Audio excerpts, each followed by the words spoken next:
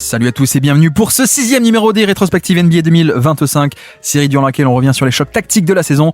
Aujourd'hui, je pense que ça va être un format un peu plus long puisqu'on revient sur un des chocs de ce début d'année, Boston qui accueille Golden State, et vous allez voir que on va avoir un très très bel affrontement. Peut-être vous en souvenez de cet affrontement. Nous sommes en novembre 2024 et donc là ça commence directement avec les Celtics qui veulent cibler Stephen Curry. Donc on l'implique sur pick and roll. Côté Warriors, qu'est-ce qu'on fait? Un switch un peu automatique sur les pick and roll entre petits, ça paraît assez normal. Mais la clé de l'action ici, c'est quoi? Déjà, c'est le spacing. Vous voyez à quel point on a un bon spacing. Mais surtout, comment est-ce que je roule l'idée qui donc implique Curry dans l'action va relâcher son écran. Donc hop, je pose l'écran et je relâche à l'intérieur. Vous voyez, il a la position à l'intérieur, il est devant Moses Moody plutôt que de relâcher de l'autre côté, poser l'écran et relâcher ici et ressortir à l'extérieur. Il relâche à l'intérieur, il va pouvoir glisser dans le dos de la défense. Et en effet, en plus de ce côté relâcher l'angle, etc., il y a aussi le fait qu'il ne passe pas vraiment l'écran. Vous regardez à vitesse réelle, il pose pas l'écran, il va vite glisser dans le dos de la défense pour offrir une solution de passe. Comme ça fait un espèce de 2 contre 1 de facto qui est pas voulu, mais 2 contre 1 de facto ici.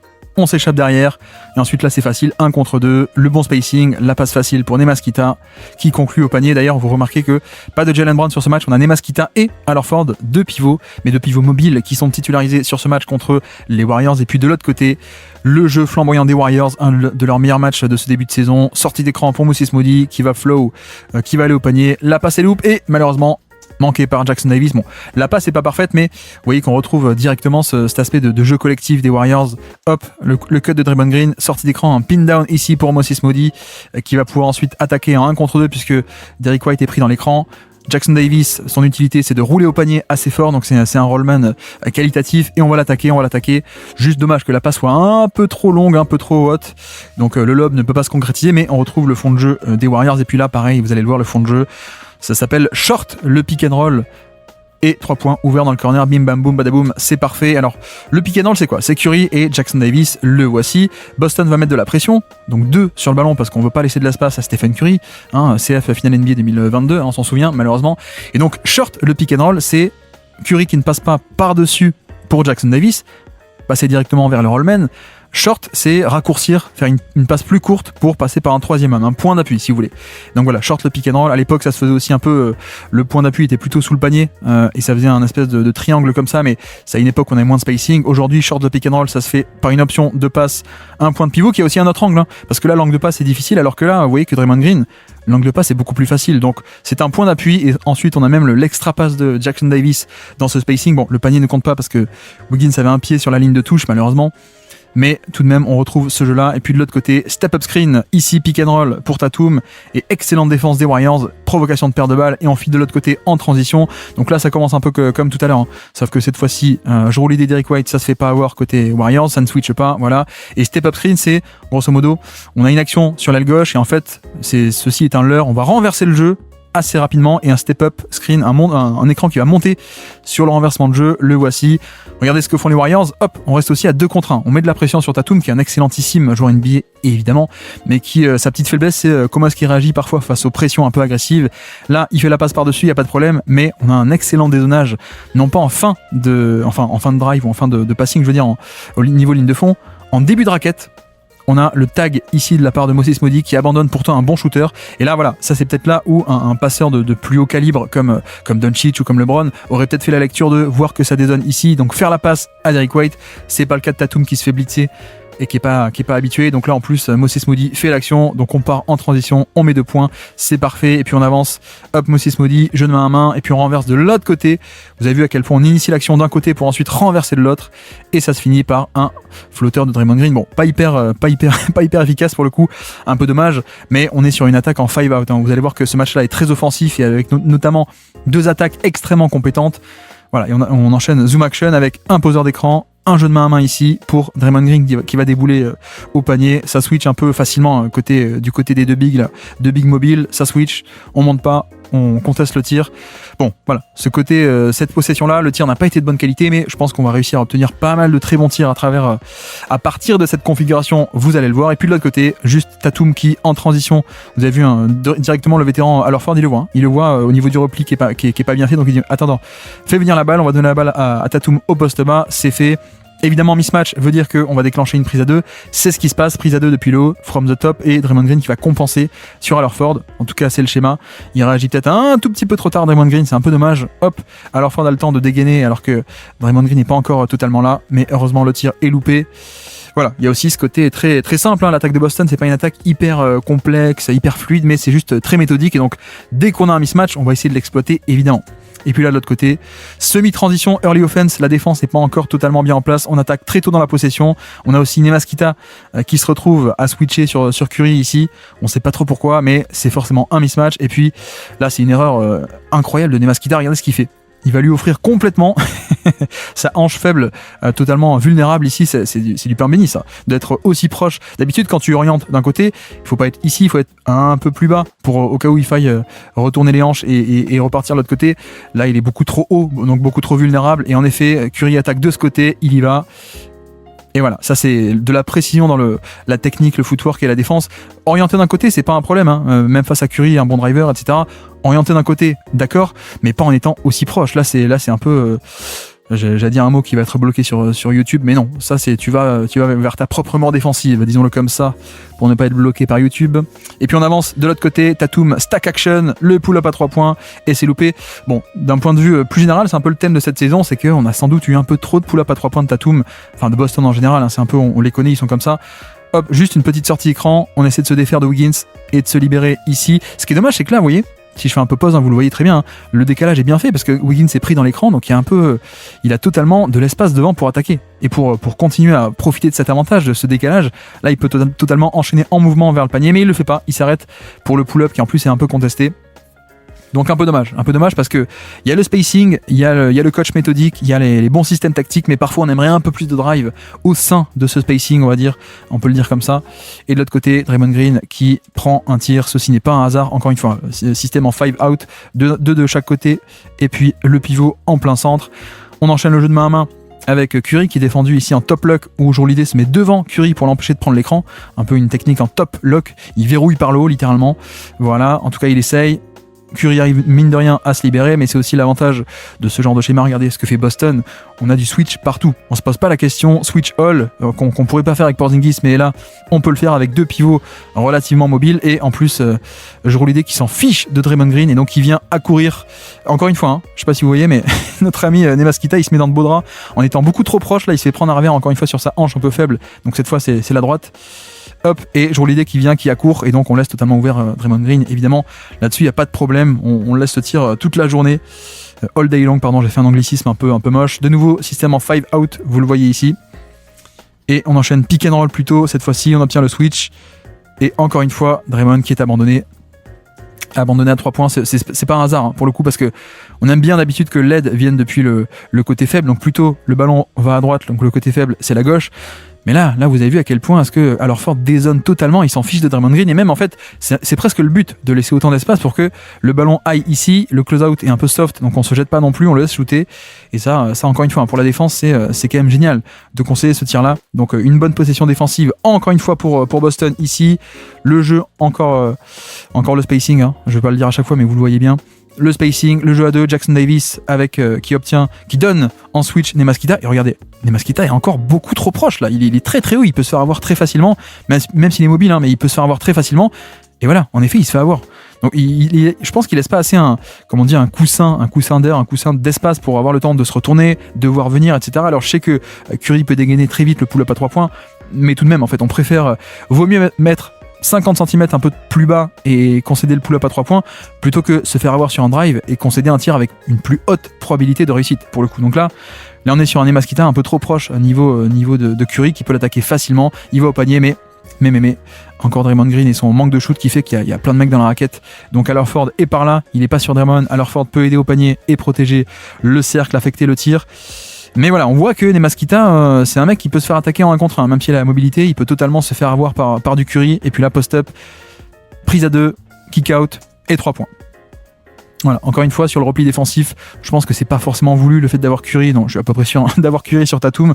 Donc on se réinstalle, voilà, pas de système, juste on a le mismatch, on y va. l'aide va venir depuis en haut, mais Moses Moody qui fait pas la rotation à temps. Et c'est dommage, parce qu'en plus, c'est Jrue Holiday ici. Donc à la limite, on peut presque l'abandonner à 3 points sans trop craindre de conséquences a priori. Donc ouais, c'est quelqu'un qu'on peut laisser ouvert. Là, c'est dommage de pas être un peu à temps sur la rotation. Et là, au contraire, c'est Derrick White qui a une passe près. C'est pas un hasard non plus qu'on mette Derrick White à une passe près, à une passe directe de la prise à 2, comme ça ressort facilement sur un shooter à 3 points. Et puis là, vous avez vu, ou pas, je ne sais pas, pick and roll, et on a tenté de refaire une short action, donc pick and roll, et de passer par un point d'appui ici, de shorter le pick and roll, le raccourcir littéralement, en passant par un point d'appui, sauf que Moses Moody, c'est pas la lecture de Draymond Green, c'est pas le même type de passeur, et donc là je pense qu'il y a un peu opportunité de passe qui est un peu loupée ici même, hop, pile à ce moment-là, un peu dommage, la différence entre un 3&D et Draymond Green, mine de rien. Et puis on enchaîne, c'est ça qui est bien avec les Warriors, c'est que ça reflow sur une autre attaque, un autre système, ici en l'occurrence un post-up split, et qui donne 2 lancers francs pour Moses Moody, donc c'est quand même bien les automatismes de Golden State, il y a ce côté... Premier système, premier concept, il marche pas, c'est pas grave, balle au post-up de Draymond Green ici, et une split, une action ici, sortie d'écran pour Curry, et après l'écran, Moody glisse au panier, et on voit aussi pourquoi ça marche, parce qu'on a quand même 2 mecs qui craignent le tir à 3 points de Curry, donc le switch est pas parfait, ça peut glisser au panier tranquillement, aller chercher la faute, même si Jrue Holiday était sous le panier, donc voici pour cette attaque des Warriors qui a les automatismes, qui déroulent. Et puis l'autre côté, cette fois vous avez vu, on essaie d'obtenir le switch, l'attaque de Boston qui veut des mismatchs, qui veut créer des mismatchs, sauf que Curry se bat bien, ça reste accroché, Wiggins reste accroché aussi, donc on parvient à ne pas concéder le switch, c'est un peu le truc primordial ici, donc on enchaîne sur autre chose, sur un blind pig, et oui, le concept du blind pig c'est on va pas donner la balle à Derrick White, on va donner la balle à Derrick White, mais en passant par un 3e homme là encore, donc plutôt que faire comme ça, on passe par Nemaskita, hop, et comme ça on prend un revers, le défenseur un peu trop agressif. Le but c'est de viser un peu le positionnement trop agressif de Gary Payton. Là clairement il est sur la ligne de passe, donc il conteste la ligne de passe, sauf que si tu es de ce côté, tu n'es pas derrière. Et donc vous allez voir que avec ce renversement de jeu, le cochon aveugle, littéralement le blind pig, hop, cette fois il est du mauvais côté, Derrick White 3 points, bim bam boum, non il rentre pas cette fois-ci, un peu dommage. Mais voilà, la chasse au mismatch, c'est the name of the game pour Boston, vous le savez. Et puis de l'autre côté, les Warriors qui mettent de la pression sur Tatum. Encore une fois, on a failli avoir une perte de balle. Finalement, on s'en sort avec un 3 points de Al Horford, qui ne le met pas, un peu dommage. Mais toujours pareil sur les pick and roll. C'est vrai que c'est un peu la faiblesse de Tatum, c'est à quel point est-ce qu'il peut réagir à des fortes pressions. C'est pas un passeur naturel, il peut passer évidemment, il s'est beaucoup amélioré ces derniers temps, mais sur ce type de pression assez agressive, pas juste un soft edge, mais un blitz assez prononcé, s'en sortir c'est quand même pas simple. On donne la balle à Nemaskita qui a failli se faire enlever la balle ici. Et puis ça revient en position, Nemaskita, post-up non, on oublie, et Al Horford qui mine de rien obtient un 3 points, mais vous voyez aussi l'attitude, hop, après on avance, mais l'attitude de Wiggins qui ne fait pas un close-out sur Al Horford, il préfère rester hop sur Tatum, non vas-y prends le shoot, mais je préfère rester sur Tatum et ne pas aller sur toi.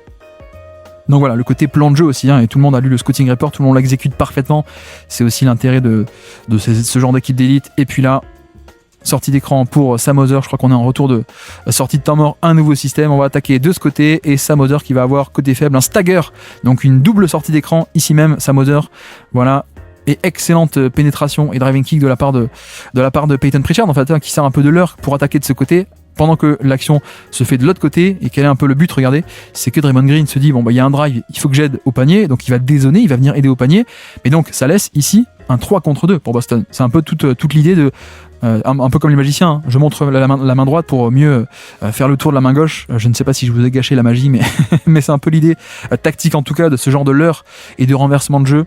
Malheureusement le 3 points n'est pas rentré pour Sam Hauser. Et puis ici pareil, pick and roll cette fois avec un petit, donc Tatum en poseur d'écran. Quel est le but? De provoquer un switch. Voilà, on essaie de provoquer un switch et d'obtenir le petit Gary Payton, sauf que ça ne marche pas. Les Warriors ne concèdent pas le switch aussi facilement, donc que va-t-on faire? Isolation de Tatum, très bon démarrage, pull-up, mi-distance, manqué, mais bon, c'est un tir pas mal au final, c'est quand même un tir pas mal, mais bonne défense aussi de Wiggins qui était encore là, qui n'était pas encore échangé. Je rappelle, on est sur un match de novembre, début novembre, je crois que le 6 novembre, voilà. Et ça aussi à noter en termes de positionnement, vous voyez que là, il oriente aussi d'un côté, mais il est un peu plus bas pour le coup, il n'est pas non plus collé à Curry, comme tout à l'heure, pardon, Kita était collé à Curry. On oriente d'un côté et surtout on oriente côté main faible, ça aussi l'intérêt, on oriente main faible, main gauche, voilà, donc tu peux pénétrer, et on sait qu'en plus, il va y avoir un stunt ici côté faible, donc quelqu'un qui va jaillir, hop, pour te forcer à arrêter ton dribble. Il y a aussi Draymond Green dans la raquette parce que Cornet est dans le dunker spot, donc au final, c'est quand même, d'un point de vue défensif, on est arrivé à forcer un long tir de poing contesté, un pull-up contesté. On est plutôt content. Et puis, retrouvons l'attaque des Warriors et retrouvons le système de jeu qui a fait de Gary Payton un joueur NBA, c'est-à-dire une viabilité offensive grâce à Stephen Curry, parce que la défense de Payton, on l'a toujours connu, toujours été d'élite, même depuis la draft à l'époque, mais c'est devenu un joueur NBA depuis qu'il joue avec Curry et que Curry, sur les écrans comme ça, attire des défenseurs, et donc Gary Payton qui peut facilement avoir ce genre de dunk assez régulièrement. Voilà, spacing maximum. C'est du classique chez nos amis les Warriors. Ça déroule, le rythme aussi, je le précise pas, mais le rythme, le timing, l'exécution, ça flow de manière assez très très belle, pardon. Et puis la jeu de main à main, et de nouveau pression sur Payton Pritchard. Voilà, ça c'est aussi pas que Tatum, on le fait aussi sur Pritchard, qui est un bon shooter, qui est un excellent joueur de pull-up, qui fait une excellente saison, bon driver aussi, même si c'est pas sur un gros volume, mais par contre, bah oui, t'es un peu plus petit, donc au final, quand tu te fais enfermer entre Draymond Green et Wiggins, le but c'est de provoquer une paire de balles, ce qui quasiment arrive.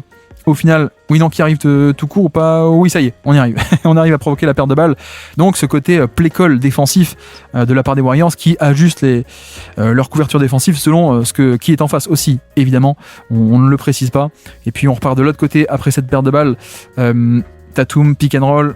Toujours pas de switch. Toujours pas de switch. Vous avez vu que les Warriors ne veulent pas switcher aussi facilement, surtout Curry, parce qu'on voit pas que Tatum attaque Curry. Sam Hauser, le shooter, va être là en poseur d'écran pour impliquer Curry. C'est fait. Et c'est vrai que là, en plus, on a un aspect où Sam Hauser est un excellentissime shooter à 3 points. Il aurait pu pick and pop ici assez facilement. Sauf que Curry reste assez bien accroché. En tout cas, il reste pas tant que ça sur Tatum. Il revient très très vite. Donc au final, il n'y a pas tant que ça l'ouverture de pick and pop. Mais en plus, regardez un peu la tête de Tatum. Il lève pas trop la tête. Donc il y aurait éventuellement une opportunité ici de peut-être de petites passes en cloche pour un pop. Mais finalement, bon, ça ne marche pas. Au contraire, il va de l'autre côté sur Al Horford et ça finit en perte de balle puisque il se mélange un peu les pinceaux à Al Horford. Mais aussi pourquoi Al Horford est défendu par Buddy Hield qui va très très loin. Hop, il dézone totalement au cas où il faille justement aider sur le pick and pop. Et donc en effet, le pick and roll de Tatum pour l'instant ne marche pas si bien que ça. Et puis on avance, Stephen Curry, encore un pick and roll avec Gary Payton, c'est fait, on glisse la passe entre la pocket pass et de nouveau Gary Payton qui va finir au panier. Là on est clairement sur le côté aussi d'aller cibler Luke Kornet. On sait que Boston préfère l'inverse, c'est-à-dire que Boston et Mazzulla préfèrent avoir Kornet off-ball pour qu'il protège le panier et pour qu'il rôde autour du panier. Donc le but de l'attaque de Golden State, c'est de l'impliquer le plus possible. Comme ça, on affaiblit la défense en deuxième rideau. Et vous voyez, en effet, je crois que c'est Jordan Walsh qui est en deuxième rideau, donc il fait pas du tout la rotation à temps, il est même totalement en retard pour le coup. Excellente pocket pass, ça roule au panier alors que c'est petit mais c'est explosif et ça va vite. Excellente action pour ce duo. Et d'ailleurs, oui, pardon, il y a aussi une raison pour laquelle Kornet est impliqué là-dessus, c'est parce que Kornet défend justement Gary Payton. Or, pourquoi est-ce que Kornet défend sur Gary Payton? Parce que Payton est un non-shooter, donc on se dit Payton va être dans le corner et moi Kornet je vais pouvoir l'abandonner pour aider au panier. Et donc le contre-move des Warriors, c'est de dire non, tu veux utiliser ce fameux rôle du safety, donc du mec off-ball qui abandonne un non-shooter, on va t'impliquer sur le ballon pour que tu ne puisses pas être un safety. Donc d'où ce match-up aussi du grand Kornet sur le tout petit Gary Payton. On l'explique aussi comme ceci. Et puis voilà, la défense de Gary Payton, vous la voyez, ce contre spectaculaire. Encore une fois, pick and roll de Tatum. Kuminga est rentré sur le terrain pour le défendre. Cette fois, ça switch au niveau de l'écran. Buddy Hield, hop, qui va edge et même rester sur Tatum. Voilà, on reste ici et le terrain est bien quadrillé. Manque de spacing, pour le coup, j'adore Kornet, mais ça manque un peu de spacing quand il est là. Donc il n'y a pas l'accès au panier, ça kick out, et sauf que le close out est assez incroyable. Regardez, si je fais pause, au moment de la passe, il est là, Payton. Au moment où Payton reçoit la balle, hop, regardez à quel point il va fermer. Explosivité et longueur de bras, il a des bras, une envergure assez absurde, Gary Payton. Donc voilà, ce close-out incroyable. Seulement Draymond Green en NBA, je pense, est capable de faire ce genre de fermeture. Et puis Tatum toujours en panne. Cette fois, les pick and roll, ça ne marche pas, donc on va y aller un peu plus frontalement. On va attaquer Kuminga, hop, 1 contre 1. Sauf que Kuminga arrive bien à coulisser et on arrive à forcer un pull-up contesté, sachant que sous le panier, Kevin Looney. Donc l'accès au panier n'était même pas libre. Et donc on force encore un pull-up à 2 points pas très efficace. Niveau Golden State, on est très content de concéder ce genre de profil de tir, évidemment. Et puis là, donc on essaye la sortie d'écran. Tatum met toujours pas plus d'espace, mais on arrive à trouver une passe sous le panier pour justement un Luke Kornet. Et c'est bien de changer un peu parce qu'on voit que le pick and roll ne marche pas tant que ça. Donc tenter un peu le mettre en mouvement, des configurations un peu différentes, un peu autres, pour voir s'il n'y a pas d'autres choses qui peuvent un peu mieux marcher. Et en effet, ça marche un peu plus dans ce côté empty side ici, donc personne dans le corner, littéralement empty, donc vide. Un jeu à 2, sortie d'écran, on le met un peu en mouvement. Il va tenter d'aller au pull-up et il attire un peu à lui un deuxième défenseur, Looney, et donc drop-off passe sous le panier. C'est très bien, 2 lancers francs, 2 points pour Boston. Et puis de l'autre côté, va commencer le show. Buddy Hield qui est là, bim bam boum, et badaboum, le voici. Donc très simple, hein, c'est les fameux systèmes en sortie de temps mort. Il est ici Buddy Hield, regardez tout le terrain qu'il va couvrir.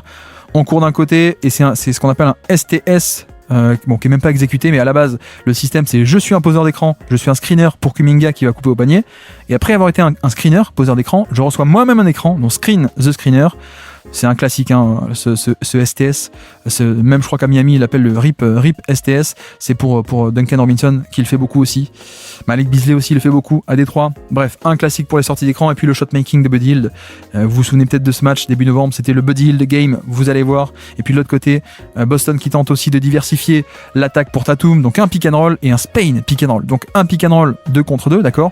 Et avec aussi un back screen ici, un écran pour plonger vers le bas. Donc un écran qui fait dos à la ligne de fond pour le coup, mais sauf que les Warriors adoptent un concept de zone pour défendre ceci. Le problème du Spain, c'est que comme il y a des écrans dans tous les sens, c'est un peu compliqué à défendre, sauf que quand tu te mets en zone, regardez qu'est-ce qui se passe. On a à la base Buddy Hield qui est en bas sur sa Moser, on a aussi Kevin Looney qui est sur le poseur d'écran, Luke Cornett, et Kuminga qui est en haut, regardez. En fait, ils vont rester à peu près dans cette position, ils vont switcher tout, voilà, Buddy Hield reste en bas, Kuminga reste en haut, switch, et Kevin Looney reprend le gros. Et voilà, donc c'est ce concept de défense de zone, entre guillemets, de tout switcher pour rester à peu près dans les mêmes spots, c'est un concept qui se développe de plus en plus parce que le Spain en NBA fait quand même beaucoup de dégâts, donc on voit ça quand même depuis 3-4 ans, ce genre de switch sur le Spain, sauf que là, le problème c'est que Buddy Hield appelle le switch, mais Kuminga, qui est pas, voilà, niveau QI basket, niveau réactivité, c'est pas forcément toujours ça, autant il est très bon handball, autant sur le reste c'est un peu... C'est pas aussi bon, et là un tout petit temps de retard, c'est un peu dommage parce que le système était bon dans l'idée, c'est juste l'exécution qui est mal faite là. Il se rend pas compte qu'il fallait switcher, donc 3 points pour sa Moser, mais c'est bien côté Boston, c'est bien, on diversifie, on arrive à obtenir un panier et pas que des pull-ups à 2 points pour notre ami Tatum. Et puis là, même système, on a l'impression que ça va être un stagger donc pour Kuminga, donc 2 écrans off-ball pour qui remonte. Et en fait non, surprise, un des poseurs d'écran remonte et c'est lui qui reçoit un écran, donc Buddy Hield. Hop, finalement sortie d'écran, 3 points et bingo. Et c'est quand même génial. Et d'ailleurs, notez aussi un niveau match-up, on met encore une fois Luke Cornett qu'on veut plutôt autour du panier, on le met sur un non-shooter, donc Kyle Anderson, dans l'espoir que Anderson soit à 3 points ou proche du panier, donc Cornett puisse y être aussi. Et donc, que font les Warriors? Ils donnent la balle à Anderson. Comme ça, Luke Cornett est loin du panier. Donc exactement ce que ne veulent pas Boston. Et puis, forcément, Cornett qui défend un non-shooter pour être un peu plus libre en safety, c'est Tatum qui doit se taper de défendre le gros Kevin Looney. Et là, sur l'action en question, il n'est pas habitué à défendre en drop, ou même pas en drop, il n'est pas habitué à défendre en tant que poseur d'écran. Il step up pas, il ne monte pas sur l'écran, alors que quand on a un shooter en sortie d'écran qui sort comme ça, on est censé quand même monter, hein. Mais ça c'est des automatismes que les bigs ont mais que n'a pas forcément Tatum, donc c'est parfait. Deuxième 3 points d'affilée pour Buddy Hield. Et puis on avance Kuminga, un peu de transition, voilà, ça fait du bien. Juste un petit panier avec Cornett qui essaie de revenir en position, mais c'est pas bien. Voilà, Kuminga et son slashing aussi parfois font du bien. Je ne sais pas s'il a été échangé à l'heure où vous entendez cette vidéo, vous, mais a priori il pourrait partir. Et puis on retourne de l'autre côté, toujours Kuminga en premier rideau qui va essayer de se battre. Toujours le Spain, hein. Donc pick and roll ici plus un back screen ici. Et le problème c'est que, regardez, Looney est en train de se dire mince, j'ai un écran qui va me bloquer dans mon dos, qui va m'empêcher de reculer, hein. Tout le but de ce back screen c'est de l'empêcher de reculer. Et donc il est un peu obnubilé par ça, il peut pas step up, il peut pas monter pour contester le pull-up à 3 points.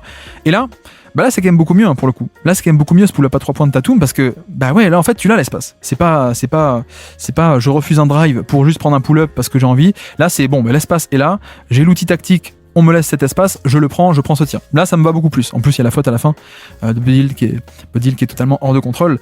Mais voilà, il y a aussi une différence à juste se contenter de pull-up un peu dans le périmètre alors que tu pourrais faire autre chose, ou tiens, on me donne cet espace, j'en profite et je punis exactement ce qu'on me donne. C'est pas pareil exactement.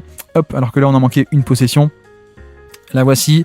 Hop, c'est une sortie d'écran pour Buddy Hield qui est en forme. En tout cas, on va tenter. Finalement, pas d'espace. On enchaîne sur un pick and roll. Non, sur une zoom action. De l'autre côté, voilà, jeu de main à main. Lindy Waters qui attaque et pull-up manqué. Lindy Waters qui a fini la saison à Détroit, je crois, il me semble. Mais bref, qui faisait aussi partie de ce début de saison de Golden State, qui était très cool, Lindy Waters à l'époque. Et voilà, là on voit exactement pourquoi est-ce que Boston fait ça. On met Luke Kornet sur Kyle Anderson en espérant, enfin, regardez à quel point il est bas, on le laisse shooter, on s'en fiche totalement, on veut juste rôder autour du panier. Là, au cas où, sur l'écran, il y a un cut ou que ça aille au panier, Kornet il est là pour protéger, on s'en fiche et on concède ce tir. Là, pour le coup, c'est la fameuse stratégie du libéro défensif, du safety, où on met son pivot sur un non-shooter pour lui dire, vas-y, reste bas, tu t'en fiches, et on laisse ces tirs-là. Et puis là, pareil. Hop, là, pareil, Anderson défendu par Kornet. Premier jeu de main à main refusé aussi. Pourquoi ? Parce que notre ami Derrick White, un des meilleurs navigateurs d'écran de NBA en termes de défense, donc hop, pas d'opportunité ici. Et on enchaîne. Kuminga, ça passe aussi sous l'écran. Côté Kuminga, regardez ce que fait Sam Hauser. On passe sous l'écran, on ne craint pas le pull-up. Donc là, je fais pause ici, vous voyez qu'il y a quand même beaucoup moins d'espace que les premières séquences du match décortiquées avec Curry, avec Draymond Green, etc., etc. Et puis, encore une fois, ça flow sur une autre action, un post-up split, même un grenade screen, on va décrire. Hop, et ça enchaîne. Buddy Hield, non, Kuminga, qui met un tir un peu, oui, je comprends Sam Hauser qui est un peu dégoûté, pour le coup à la fin, il reste une seconde à l'horloge, mais bref, non, ce qui est toujours intéressant c'est ce côté, on l'a dit, action de base qui marche pas, c'est pas grave, on panique pas côté Warriors, on enchaîne, on flow sur une autre action, un autre concept, voilà, balle au poste bas, post-up split, ici donc poste bas et un split, une action en tête de raquette, voilà, et grenade screen c'est quoi ? Ça fait partie de la série des splits du post-up, c'est venir un jeu de main à main où on vient chercher la balle au poste bas. C'est un peu caractéristique du poste bas, la grenade screen. Bon, les appellations peuvent un peu varier, mais c'est vrai que ça, très peu d'équipes le font. Le côté dribble and off au poste bas, les Warriors sont un des seuls. Et Kuminga qui sauve tout ça avec un 3 points un peu absurde. Donc voilà, les Warriors qui reviennent à moins 3 par rapport à Boston, 22-25. Et puis on enchaîne. Pick and roll, enfin plutôt sortie d'écran et Jourlidé qui peut aller au panier tranquille mais qui loupe le panier, un peu dommage. Là encore, on retrouve une action un peu en post-up, donc post-up, bon, il est pas proche du panier, il est plutôt à 3 points mais c'est un peu le même concept de la balle au poste bas et un split en hauteur, on va dire, en haut du terrain. En l'occurrence, le bon shooter mobilise 2 défenseurs, donc la passe facile, 2 sur moi, je donne au poseur d'écran, le décalage est fait, je peux aller au panier. Et là, c'est peut-être là où on voit qu'on a un Jourlidé qui a vieilli, parce que c'est vrai que le Jourlidé de Milwaukee, même encore, c'est quelqu'un qui serait allé jusqu'au panier ici, peut-être. Là, il arrête son dribble très très tôt pour le coup. Alors aussi peut-être parce que Buddy Hield met les mains, ok. Mais Jourlidé, dans son prime, il serait allé driver au panier, il serait allé challenger un peu Jackson Davis, qui est un plutôt bon protecteur de panier, mais c'est pas non plus la folie. Et là, vous voyez à quel point il déclenche le tir très très tôt, très très loin, donc c'est quand même un peu plus dur. Mais voilà, bref, c'est un peu, on voit quand même une petite diversité en termes d'attaque à Boston avec ce passing. Et puis de nouveau, le passing, en tout cas, Kornet en tête de raquette qui a la passe. Blitz sur Derrick White, on va essayer de forcer le turnover. On y arrive presque. Donc on retrouve ce concept d'agressivité sur les porteurs de balles de Boston, pour le coup, parce qu'on se dit que on peut mettre de la pression et protéger derrière. Regardez Anderson qui est déjà dans la raquette au cas où, prêt à prendre le rollman en tout cas. Donc le rôle du pick and roll, Luke Kornet, à quel point Kyle Anderson abandonne même un très très bon shooter. On parle de quelqu'un qui, Sam Hauser, un des meilleurs shooters de NBA, et pourtant on l'abandonne allègrement parce que le but est de de compenser un peu l'agressivité du pick and roll. On a failli provoquer une paire de balles. Derrick White s'en sort un peu miraculeusement. Il reste 5 secondes sur la possession et en fait non, perte de balle, en fait il a marché sur la ligne de... Il est revenu retour en zone, comment on dit, non, retour en arrière, je sais plus, excusez-moi, je bug. Mais voilà, l'agressivité sur les pick and roll qui pour l'instant fait du bien à cette défense des Warriors, ça marche pas mal. Et puis là, voilà, là on voit bien le côté safety, exactement ce que Boston veut, c'est-à-dire défend un non-shooter et rôde autour du panier, Kornet, je t'en prie. Voilà, et donc là quand on a Jackson Davis qui drive, hop, Kornet laisse faire, et en plus le close-out est soft, il se jette pas pour contester absolument le 3 points. Regardez qu'est-ce qu'il fait, il fait des petits pas, mais il se jette pas, il reste en contrôle, prends le 3 points si tu veux, mais moi je me jette pas. Et puis ça flow sur une autre action, Kuminga qui va au panier, en tout cas qui essaye le reverse, et la finition n'est pas là. C'est peut-être un peu ce qui manque, côté Kuminga à mon sens, parce que les qualités athlétiques il les a, le dribble pas hyper fonctionnel, pas tout le temps en tout cas, mais là à la limite c'est pas très grave. Là ce qui me manque c'est un peu la finition. Regardez, le Jourlidé revient très très bien, il passe sous l'écran parce qu'il n'y a pas de pull-up, il passe sous l'écran, il vient fermer l'angle. Là plutôt que faire un double pas, plutôt un saut d'appui à 2, hop regardez, il fait un saut d'appui à partir de 2 appuis. Là, Kuminga, à mon avis, pour passer le step d'être un titulaire NBA à gros volume, pour moi, il faut qu'il soit capable de faire un double pas avec un appui et un autre et ressortir du panier de l'autre côté. Pour l'instant, il s'en sort avec des doubles appuis, mais un peu hors de contrôle et pas des vrais doubles pas très jeu mettant de toute ma longueur au panier, etc., etc. Mais voilà, c'était vraiment la possession qui illustrait parfaitement ce que veut faire Boston avec ce fameux libéraux défensif, le cornet et puis de l'autre côté, Tatum sur le banc, donc on va chasser notre ami Buddy Hield. Cette fois ça switch, vous voyez qu'on switch sur l'écran et donc Derrick White qui va tenter d'attaquer Buddy Hield, il y arrive, en tout cas il arrive à se libérer un pull-up, mais encore une fois c'est un peu dommage parce que c'est un peu de la chair à canon j'allais dire. En tout cas c'est un mismatch intéressant à attaquer, mais Boston ne va pas jusqu'au panier quand ils attaquent ce genre de mismatch. C'est encore un pull-up contesté même, on pourrait dire. Donc voilà, ça fait aussi partie de l'ADN de cette équipe de Boston qui n'a pas d'énormes drivers et qui attaque les mismatchs, mais parfois un peu par pull-up. Et puis là de nouveau, pick and roll et agressivité au niveau des... c'est pas un soft edge, soft edge ce serait on reste au niveau de l'écran, on laisse venir, on contient mais on laisse venir, on crée un 2 contre 1 sur le ballon mais en laissant venir. Là Jackson Davis, comme Draymond Green tout à l'heure, là on monte très très haut par rapport à l'écran. L'écran il s'est barré d'ailleurs, il est couvert par Anderson encore une fois. On est un vrai 2 contre 1 très, très agressif, très très haut sur Derrick White, hop, et on a presque failli forcer une autre paire de balles, mais voilà, c'est un peu le risque. Et c'est que quand tu es agressif, très agressif d'un côté, tu es d'autant plus et proportionnellement vulnérable de l'autre.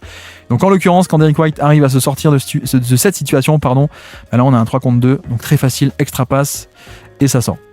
Donc ça c'est le compromis, c'est que plus tu es agressif, plus tu as intérêt à réussir, parce que sinon tu peux te faire ensuite avoir par derrière. Le retour de la 5 out offense, donc 5 autour de la ligne à 3 points, et le pivot qui a la balle, jeu de main à main ici même. Encore une fois, Cornet qui abandonne totalement son joueur, Kyle Anderson. Pas de shoot. Anderson va tenter et il le met. Bon, ça, il faut pas surréagir. Il faut quand même être conscient que ça peut arriver. Ça reste un joueur NBA. Il peut mettre des 3 points parfois, surtout quand il est grand ouvert et pas un 3 points contesté. Mais il faut pas surréagir. Il faut se dire que pour un 3 points encaissé, il y a peut-être 8, 9, 10, 12 possessions où le fait de l'abandonner, ça va être utile. Donc c'est plutôt 12 contre 1 et pas juste un 3 points versus rien. Bref, vous avez un peu compris, j'espère que je suis assez clair. Là, Pritchard qui va attaquer, drive, extra passe de Cornet. Un peu dommage d'ailleurs parce que pour le coup la passe est très bien, l'aide arrive. Là je pense qu'il y a moyen de tenter un petit flotteur. Bon, il préfère plutôt faire l'extra passe pour un tir contesté à 3 points un peu compliqué. Un peu dommage. Et puis Derrick White est de retour sur le terrain et surtout à la baguette. Hop, et on a tenté d'attaquer Stephen Curry, en tout cas on y va. Sortie de temps mort, le système était fait pour ça. Mais encore une fois, un système qui ne peut pas aller jusqu'au bout et surtout un mismatch qu'on n'arrive pas à attaquer jusqu'au panier. Donc regardez, c'est un clear out totalement volontaire. On fait monter les deux là. Kita monte, Peyton Pritchard monte. Dans le corner, on a Hallerford. Pourquoi ? Pour libérer tout cet espace et isolation de Jrue Holiday sur Curry. Malheureusement, qui se contente d'un fadeaway. Donc c'est pas génial, on peut dire. Je pense qu'on sera tous d'accord là-dessus. Le côté mismatch, c'est bien. Le côté organiser l'attaque, c'est bien. Mais on n'arrive pas à aller jusqu'au bout de ces 1 contre 1. C'est un peu dommage pour l'instant. Warriors 33, Boston 29. Et un petit drive très sympathique, encore une fois. Le pivot plein centre, 5 out offense, qu'on appelle aussi delay, D-E-L-A-Y. Et on enchaîne sur plein d'actions. Ça tourne beaucoup, ça bouge beaucoup. Et sur le switch, Wiggins arrive à obtenir Nemaskita et aller jusqu'au panier, lui, pour un drive assez appréciable. Et de l'autre côté, Peyton Pritchard, hop, sortie d'écran. Un peu d'espace, que fait-on ? Non, je kick back à Derrick White, qui re-kick back à Peyton Pritchard, qui re-attaque cette fois le close-out, qui va dans la raquette, et panier. Et voilà, là c'est cool, là c'est très bien. Là on arrive enfin à pénétrer un peu. Donc l'action en l'occurrence, le système c'est un double écran, qui est en fait un leurre, qui se transforme en une double sortie d'écran off-ball pour Pritchard. Voilà, c'est fait. Kuminga reste très très bien accroché pour le coup. Et après ça va être un jeu de à toi à moi là sur les deux sur les ailes. Quand Kuminga vient un peu aider rétrécir le terrain, ça kickback. Et ce qui est bien avec Pritchard, mais aussi tout Boston, le fait d'avoir de multiples porteurs de balles en même temps sur le terrain, c'est pour ce genre d'action. Parce que là, imaginez, on a un shooter, il aurait peut-être pris le tir ici, ou juste il l'aurait pas pris, et puis il aurait rendu la balle. Le fait d'avoir plein de porteurs de balles en même temps sur le terrain, ça permet d'attaquer plus sereinement et plus viablement, de manière plus viable en tout cas, les décalages qui sont créés un peu partout. Plus tu as de menaces pour dribbler, pour passer en mouvement, pour prendre des décisions en mouvement, mieux c'est. Et en plus, Pritchard est allé dans la raquette pour un petit pull-up, donc ça nous plaît. Et puis là, un panier, enfin un drive, vous avez vu, je ne délire pas, dès que ça va dans la raquette, il se passe des bonnes choses, pour le coup côté Boston. Le classique, le pick and roll entre petits, même si Tatum n'est pas petit, mais entre extérieurs. Quel est le but ? Tenter de créer un switch et Curry sur Tatum. L'écran est très bon, mais ça se bataille, ça ne veut pas switcher, et le fait de ne pas vouloir switcher fait que on a Wiggins qui attend un peu en drop là, et donc on laisse un peu cet espace qui peut aller jusqu'au panier. Et quand Draymond Green vient aider, magnifique passe de Derrick White dans le dos de Draymond Green, hop, drop-off pass sur Nemaskita qui peut scorer. Et c'est un peu c'est un peu le compromis. C'est-à-dire que le switch, tu concèdes des 1 contre 1, donc c'est ça le compromis. Le fait de pas switcher, forcément tu laisses un espace quelque part, un espace ou un décalage. Là par exemple, sur un switch classique, on aurait eu Wiggins ici, à hauteur d'écran, qui aurait récupéré Derrick White. Il n'y aurait pas eu cet espace pour driver, pour enchaîner, gagner en momentum, aller au panier. Alors que là, Derrick White peut le faire, donc voilà, c'est un peu, non pas choisi ton poison, mais chaque couverture a un peu sa faiblesse. Et là, le retour de l'action en short, mais cette fois-ci, donc pick and roll à 2. On short le pick and roll, on passe par un point d'appui ici Draymond Green, sauf que cette fois Derrick White il se fait pas avoir, il a bien compris, ils l'ont fait 3-4 fois déjà les Warriors, donc ça switch sur l'écran, Haverford step up pour empêcher le pull-up à 3 points de Curry, mais on a aussi Derrick White qui va en fait peel off, qui va switcher, qui va revenir sur le rouleur. Excellents instincts et interception. Voilà à quoi ça ressemble aussi un défenseur d'élite d'un point de vue cerveau. C'est que on peut pas lui faire de 3-4 fois d'affilée la même action. Au bout d'un moment, on s'ajuste. Le retour du pick and roll. Cette fois, ça y est, vous avez vu, ça change. Cette fois, ça y est, on switch. On ne veut plus concéder un drive à Derrick White, donc on switch. Mais donc, le switch, ça donne ce mismatch. Comme dit, chaque couverture a son compromis. On attaque le 1 contre 1, on kick out et 3 points. Alors, il ne le met pas le 3 points, mais 3 points ouverts, je veux dire. Voilà, 1 contre 1, ça vient aider parce qu'il faut bien venir aider, sinon c'est un peu trop facile, un Tatum sur Curry. Et encore une fois, c'est pas un hasard.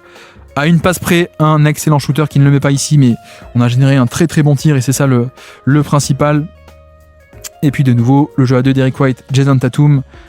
Le switch, non, on ne switche pas et donc forcément on a un espace. Voilà, on a vraiment l'illustration de ce que je disais, c'est-à-dire les fois où ça ne switche pas, on va faire un edge and recover, donc Curry veut faire un edge, gêner le porteur de balle, voilà, hard edge, je monte au-delà du niveau de l'écran, je barre la route pour le forcer un peu à contourner, le temps que Wiggins passe sous l'écran ou traverse l'écran, et puis ensuite Curry recover, revient vers son shooter, mais voilà, sauf que Wiggins, il est bien pris dans l'écran, en tout cas un peu au début, donc il revient pas à temps. Et donc forcément, quand Curry abandonne Tatum, mais que Wiggins n'est pas là, décalage, ouverture, pull-up, boum. C'est exactement ça. C'est un peu, là pour le coup on peut le dire, c'est choisis ton poison. Soit tu me donnes un switch à 1 contre 1 et je peux l'attaquer, Tatum et Boston, soit tu me donnes pas et donc j'ai une ligne de drive ou un pull-up, de l'espace pour un pull-up. C'est tout le dilemme de ces fameux pick and roll entre petits et de la chasse aux joueurs défensifs qui ne sont pas des joueurs défensifs d'élite. Et puis là vous le voyez, hop, post-up, split, 3 points de Buddy Hield, malheureusement manqué. On déroule tout le playbook, vraiment tout le playbook, le post-up de Draymond Green, non pas pour scorer, on sait que Draymond au post-up c'est pas là pour scorer, mais en passeur, un split en tête de raquette, ou en tout cas en haut, 3 points sortis d'écran, magnifique. Et là en plus, c'est vrai que c'est d'autant plus dangereux qu'on a vraiment les deux ensemble. On a et Curry et Buddy Hield. Donc là, on sait même pas sur qui est-ce qu'on peut mettre beaucoup de pression, quoi. Là, c'est vraiment, on peut pas faire un 2 contre 1 sur Buddy Hield ou un 2 contre 1 sur Curry. C'est la double menace dans les deux sens, donc c'est d'autant plus dangereux. Heureusement, le tir ne rentre pas. Heureusement pour Boston. Le retour de la 5-out offense. Jeu de main à main. Wiggins qui va attaquer le switch et Haverford qui va jusqu'au panier. Et il y a faute. Voilà. Ça, c'est vraiment l'espace magnifique de ces Warriors. 5-out offense, feinte de dribble and off ici pour enchaîner sa flow sur une autre action. Et le but, c'est quoi? C'est aussi d'aller tester les deux pivots.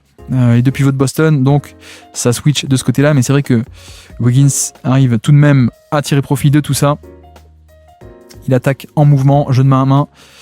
Donc voilà, je crois qu'il y a faute, mais il a peut-être pas lancé franc. Et donc, remise en jeu, qu'est-ce qui se passe? Tentative de cut, mais interceptée par Tatum ici même. Voilà, donc écran, balle à Draymond, écran qui s'éloigne du ballon, un flare screen, F-L-A-R-E, flare screen pour s'éloigner du ballon pour un shooter pour Buddy Hield. Donc là, on a Tatum qui se dit peut-être qu'il faut que je sorte éventuellement pour le shoot, pour contester le shoot, mais en fait non. Après avoir posé l'écran, Payton glisse au panier. Et en fait, Tatum s'est pas fait avoir. Donc, il reste sur Payton. Il intercepte, c'est parfait. 37 pour les Warriors, 36 pour Boston. Il reste 3 minutes dans cette première mi-temps. Encore une fois, pick and roll. Et encore une fois, les Warriors bataillent pour ne pas switcher. Cette fois, ça marche plutôt pas mal. Hard edge, hop, Curry qui monte en hard edge. C'est dur à dire, excusez-moi. Je viens gêner, je le force à me contourner le temps que Wiggins revienne en position. Et voilà. Là, c'est vraiment un hard edge bien exécuté. Je peux vous le repasser au ralenti si vous voulez. C'est un côté gêné. Wiggins passe l'écran, revient en position et le pick and pop n'est pas encore là, n'est pas ouvert en tout cas. Et en plus à la fin, on a un Wiggins qui met la main, hop, qui arrive à provoquer la perte de balle. Oup. Ah non, c'est juste Tatum qui perd la balle, pardon, excusez-moi. Tatum qui perd la balle. Donc encore une perte de balle pour Boston.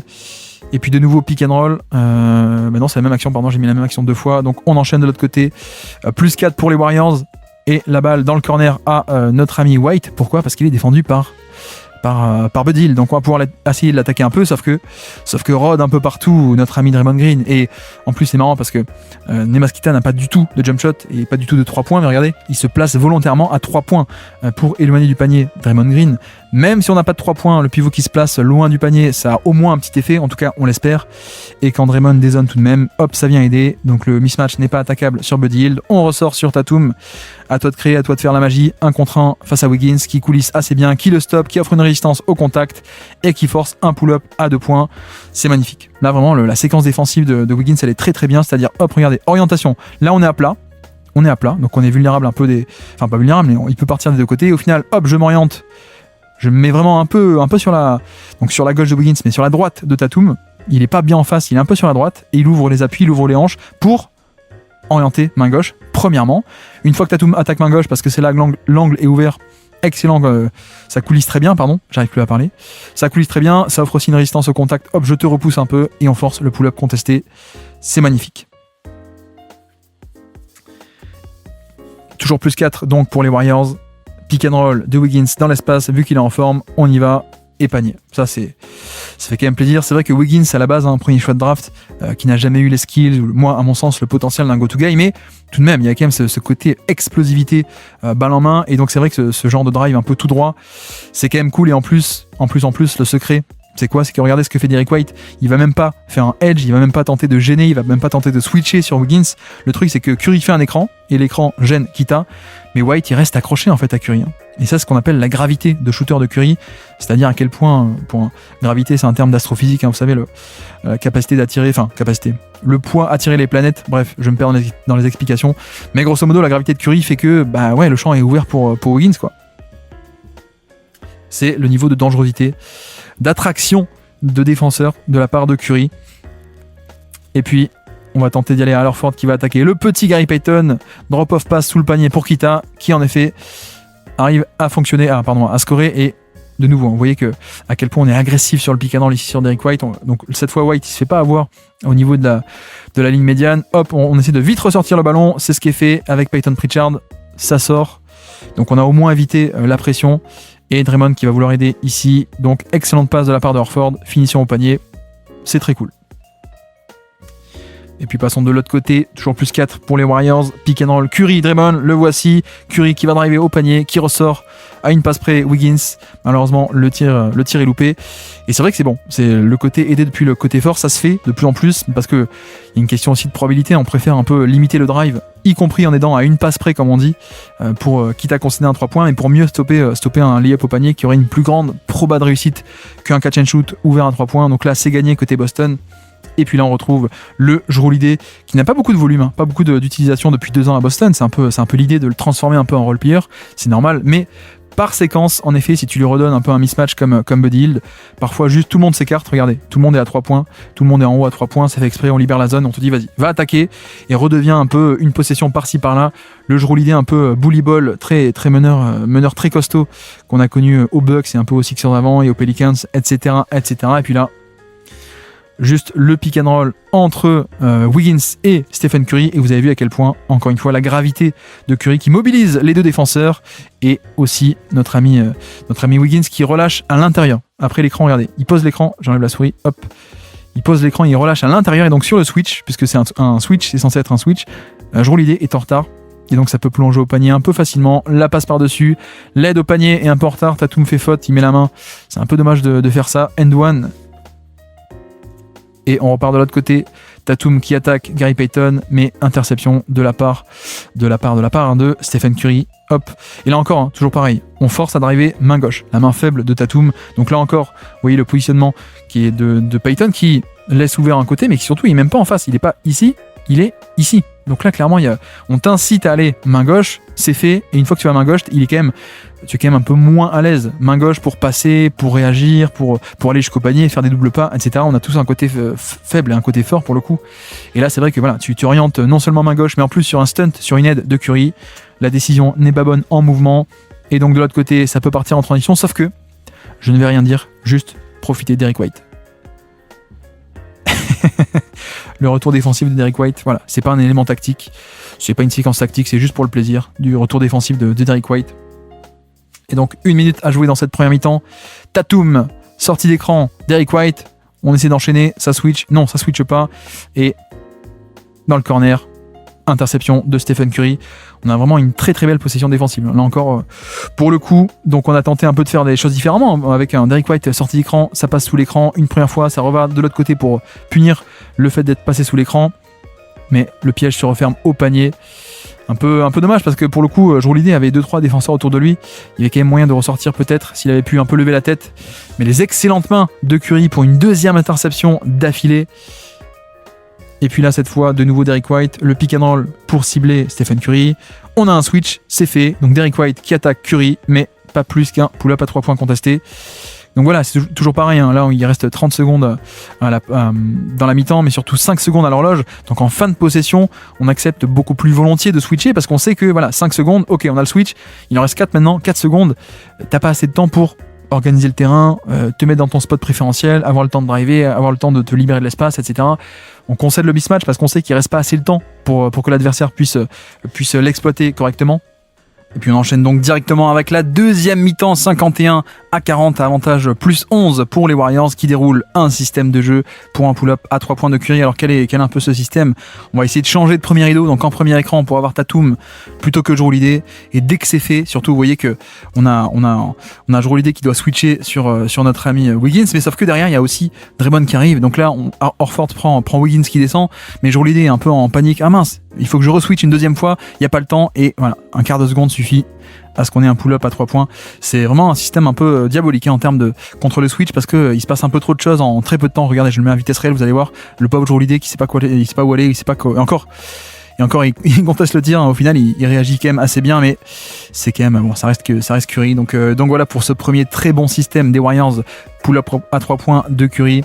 Et puis de l'autre côté, notre ami Tatum, que va-t-on faire? Va-t-on tenter du pick and roll après cette mi-temps, première mi-temps où ça n'a pas marché? Eh ben non, encore pick and roll et encore pression au panier, y compris par Curry, hein. Là on est sur un blitz, un hard edge, on va bien le gêner, Wiggins qui arrive par derrière, on a presque réussi à provoquer une autre paire de balles sur un pick and roll de Tatum. Heureusement la balle est sortie et Jrue Holiday va essayer de s'en sortir contre Jackson Davis et il y va. Voilà, ça c'est aussi c'est l'intérêt, hein, d'avoir un Jrue Holiday qui est un connecteur aujourd'hui, c'est génial, mais un connecteur avec des restes, on va dire, de porteurs de balles d'élite, donc d'élite, de très bon niveau.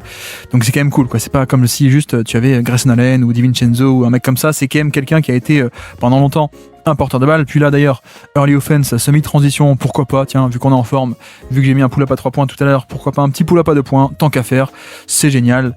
Et puis là, côté Boston, pick and roll, le pick and pop qui rentre, c'est parfait, et on est sur une défense où Draymond Green reste en drop pour le coup.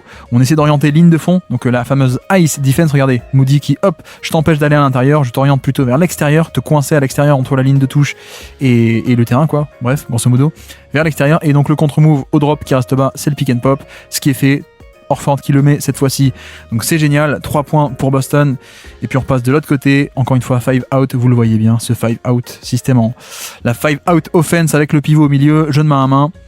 Boston qui va switcher, Nemaskita qui va sortir très agressivement là sur Curry. Non seulement il prend la responsabilité pour le 1 contre 1, mais il sort très tôt parce que vous savez que s'il attend bas pour le switch et qu'il espère le récupérer ici, en fait Curry il va jamais aller ici. Curry il va ressortir à 3 points pour le pull-up, donc il faut switcher, d'accord, mais il faut switcher de manière un peu agressive, et derrière ça kick out, extra passe, et génial. Et tout ça part du fait aussi que après sur cette action on est quand même un peu obligé un tout petit peu de protéger, donc Al Horford qui dézone par rapport à Draymond Green, sauf que cette fois Draymond ne prend pas le tir. D'ailleurs petite erreur, hein, pourquoi est-ce que Al Horford se jette à ce point sur le close-out? On parle souvent de hard close-out ou de soft close-out. Le hard close-out c'est sur des shooters où il faut les empêcher de shooter ou contester, donc tu te jettes complètement. Là il aurait peut-être fallu faire un soft, donc vraiment faire des petits pas et s'arrêter, rester sous contrôle, parce que là le fait de faire ce close-out erreur qui donne 1 contre 2 ici sous le panier pour Tatum, et là c'est trop facile, c'est beaucoup trop facile pour les Warriors, donc erreur du vétéran Al Horford sur la qualité et surtout le type de close-out, on va dire. Et là une excellente passe de Tatum pour un 3 points manqué, mais dans l'esprit on va lui donner parce que la passe est quand même très très intéressante. Et regardez ce que fait Tatum, l'écran est posé pour partir main gauche, mais sauf qu'il sait qu'il se fait attaquer, il se fait blitzer, il se prend des prises à 2 quand il prend l'écran. Donc là encore, Jackson Davis qui l'attend très haut pour créer ce 2 contre 1. Donc en fait Tatum va refuser l'écran, fin de d'écran pour partir de l'autre côté. Et en effet, de l'autre côté, il n'y a personne ne va l'enfermer, personne fait une prise à 2, donc il peut s'échapper un peu plus facilement. Et en plus, la passe magnifique ici vers le corner, dommage que Al Horford ne la mette pas. Mais voilà, cette stratégie aussi de refuser l'écran, donc faire genre que l'écran part à droite et donc je vais à gauche ou l'inverse. C'est aussi une bonne stratégie pour éviter les prises à deux. Et puis là, step up screen, le voici, renversement de jeu, on revient sur Derrick White, bim bam boum. Et non, pas badaboum, il n'y a pas le 3 points. Mais là encore, le step up screen, c'est un écran, voilà, une action sur le côté et le step up, un écran qui va monter, renversement de jeu, et l'écran qui vient en même temps que le renversement de jeu. On attaque, Jackson Davis est un peu plus bas au moment du pick and roll, et le tag qui vient, non pas depuis le bas, non pas depuis Draymond Green qui va en plein dans la raquette depuis en bas de la raquette, mais surtout le tag vient depuis le haut de la raquette, depuis Moses Moody. Hop, qui vient taguer le rollman, et donc la passe est ouverte, et cette fois-ci il l'a fait. Alors que souvenez-vous, il y a une action en tout début de match où justement il fait la passe à Moody et Moody crée l'interception ici. Là cette fois, ajustement, même système, même schéma d'aide, et cette fois ça crée un 3 points ouvert. Donc on voit aussi le côté ajustement et meilleure lecture de la part de Tatum sur ce pick and roll, là alors qu'il s'était planté en début de première mi-temps. Et puis là, est-ce que vous l'avez vu, le scram switch off ball, donc là pick and roll, Curry qui est attaqué par notre ami Jrue Holiday en tant que porteur de balle et non pas en tant que poseur d'écran. C'est aussi le changement par rapport à l'après mi-temps. Donc ça switch, Draymond Green qui dit attends, switch, va sur le pick and pop, on veut pas qu'il y ait un pick and pop, pas comme tout à l'heure, donc cette fois ça switch, un late switch on appelle ça. Mais sauf que ceci crée un mismatch, et donc Moses Moody qui va venir faire un kick out switch, voilà, je prends Horford, j'essaie d'annuler le mismatch et toi je te kick out ailleurs sur un autre plus petit, et en effet le mismatch est un peu annulé, en tout cas c'est moins grand que Curry sur Horford. Et puis derrière, Draymond se jette, des bandades. Est-ce qu'on a réussi à créer une paire de balles? Non. Extra passe et 3 points. Voilà, c'est un peu dommage. Si vous êtes les Warriors, vous pensez avoir tout bien fait. Mais à la fin, Boston trouve quand même l'ouverture dans cette débandade. Hop, 3 points de Derrick White. Et puis donc on avance, toujours le 5-out offense, la 5-out offense pour les Warriors. Cette fois, on refuse le dribble hand-off et on fait un pick and roll 4-5 et panier. Donc là c'est aussi intéressant encore une fois de tester ces deux pivots de Boston qui peuvent switcher, mais c'est un peu le but. Donc on refuse fin de dribble hand-off avec Wiggins pour finalement enchaîner avec le poste 4, poste 5, le pick and roll 45, poste 4, poste 5, et Draymond la petite passe par-dessus. Et encore une fois, comment est-ce que le pivot relâche après l'écran? Il y a écran là de Jackson Davis, mais il va relâcher à l'intérieur, il relâche en prenant la position intérieure. Voilà, vous le voyez ou pas? Le côté, je pose l'écran sur Horford, mais hop, je prends la position préférentielle à l'intérieur, je sécurise presque la position, la passe en cloche par-dessus, l'aide aussi côté faible qui vient pas parce que on a un changement de shooter au moment où l'action se fait. Donc en fait, de base, ici, l'homme le plus bas, c'est Jrue Holiday qui doit aider au panier, mais comme ça échange et que Moody arrive, il se replace dans le corner. C'est Derrick White qui le devient, mais un peu trop tard, il n'a pas le temps de réagir. Donc un très bon système bien exécuté par Golden State ici. On repasse de l'autre côté, Tatum à la baguette qui va appeler un pick and roll, le voici. Et en fait non, il donne la balle au poste bas, au mismatch, Stephen Curry. Voilà, sur le repli, on a eu le mauvais mismatch. On a Curry qui défend à la fois, donc cette fois-ci, il y va, il exploite, et flotteur qui ne rentre pas, malheureusement. Mais c'est pas mal d'essayer d'attaquer au maximum ce genre de mismatch. Et en plus, ça n'a pas été un pull-up, ça a été un hook shot un peu plus proche du panier. Donc c'est assez cool pour le coup. Mais disons que le grand Horford d'il y a encore même 2-3 ans aurait peut-être pu plus facilement finir. Là, c'est pas le cas. Et puis pick and roll classique côté Warriors, remise en jeu. Le pick and roll 1-5. Le pick and roll poste 1, poste 5. Curry Draymond, le voici. Avec la nuance que à la base c'était pas censé être Curry Draymond. Le but c'est surtout d'attaquer Kita. C'est pas d'avoir Draymond en poseur d'écran. Draymond est défendu par Jrue Holiday. Le but c'est d'attaquer Nemas Kita. Mais sauf que regardez, Jrue Holiday dit attends, reste en bas. Moi je prends Wiggins qui remonte. Et sauf que Wiggins dit bah non, moi je m'en vais du coup. Et Draymond arrive et Kita encore une fois qui re-switch. Voilà.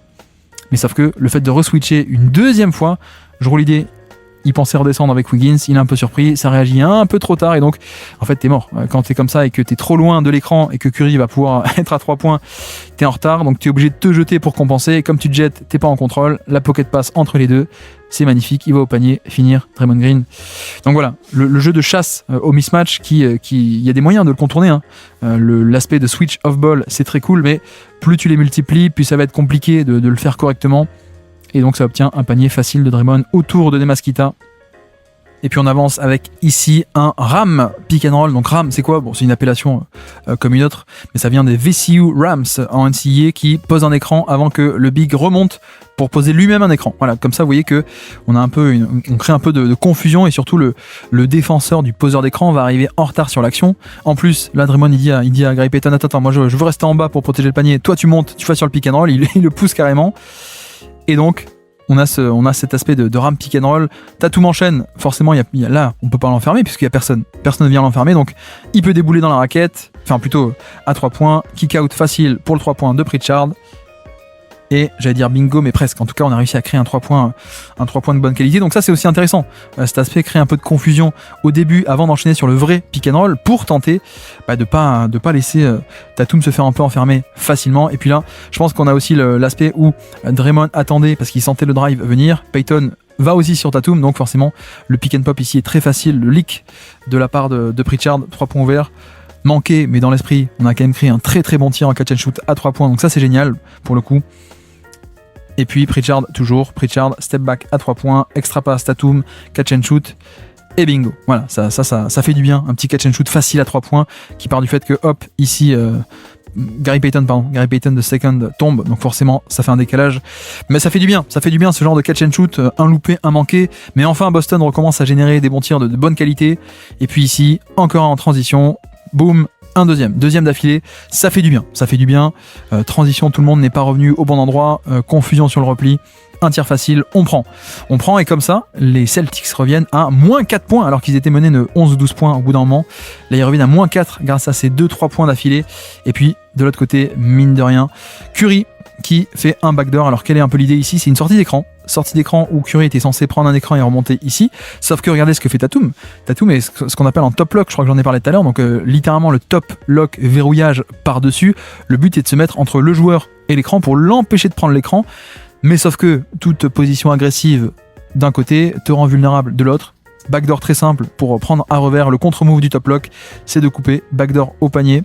Voilà, t'es plus entre moi et le panier, donc je vais au panier, je remonte pas pour le sortie d'écran, je vais au panier, faute, lancer franc et point facile pour Stephen Curry. Et puis Kuminga est de retour sur le terrain, vous le voyez en défense de Tatum, il a plutôt été pas mal en défense pour le coup.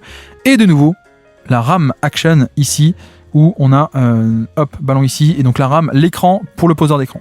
Donc Payton Pritchard qui va descendre, poser un premier écran pour libérer Kita, voilà, et donc vous voyez que Looney est pris dans l'écran, et donc on a tout cet espace pour le pull-up à 3 points qui est dégainé par Tatum. Bon, en l'occurrence, je crois que là, il y a une faute qui est sifflée sur l'écran, ou sur Kuminga, mais voilà, c'est dans l'idée, encore une fois, le RAM a permis de créer une situation, où Tatum ne se fait pas enfermer sur pick and roll. Et ça, c'est bien. Ça, c'est très très bien. Et puis là, carrément, Tatum, isolation, il va au panier, le petit flotteur. Ça, c'est cool aussi. Le fait de juste attaquer en 1 contre 1, puisque pick and roll, tu te fais enfermer. Et on libère l'aile à droite. Comme ça, on n'a pas de stunt, on n'a pas quelqu'un qui va venir en tête de raquette, là, boucher un peu le terrain et de freiner. Hop, non. Il part depuis le périmètre, il peut driver, personne l'arrête avant la fin de raquette. Et en fin de raquette, il dégaine le flotteur. C'est génial. On arrive enfin à faire un peu de drive, enfin à aller un peu au panier. C'est cool. Et même des catch and shoot, on l'a vu.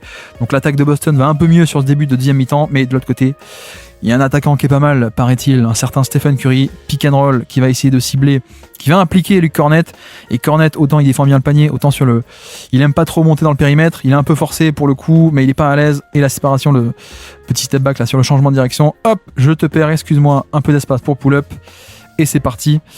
Donc voilà, c'est aussi le jeu de la tactique, de la stratégie de t'as un bon défenseur dans un domaine, on va essayer de le cibler dans un autre. Forcément, ça paraît assez logique. Là, Payton Pritchard qui se fait un peu doubler, ça ressort sur Jordan Walsh, mais qui prend pas la bonne décision, qui arrive pas à renverser le jeu très rapidement vers l'autre côté, ou alors vers Cornett, là, passe par-dessus peut-être éventuellement. Pritchard qui va réessayer, pull-up à 3 points en rythme, manqué. Voilà typiquement le type de possession. Regardez, la balle est à l'extérieur de la ligne à 3 points et elle ne va à aucun moment, je crois, rentrer à l'intérieur, donc ça ronronne dans le périmètre. La balle toujours à 3 points, on va pas toucher la raquette et même pas l'intérieur des 3 points, la balle à l'extérieur. Ça, c'est typiquement le type de possession qui n'est pas très bon. Finalement, ça crée aucun jeu, ça crée aucun décalage. C'est un peu dommage de se contenter de ce genre de pull-up surtout quand c'est loupé. Oui, quand ça rentre, c'est cool.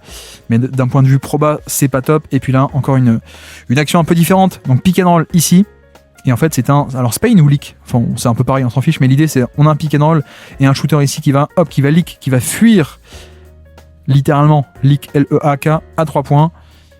Et là encore, le panier n'est pas mis, mais on a réussi à créer sur ce pick and roll un 3 points ouvert, un tir facile, catch and shoot, pour Tatum, qui est un excellent shooter à 3 points de catch and shoot. Donc c'est bien. Dans le process, c'est bien, il n'y a pas la finition.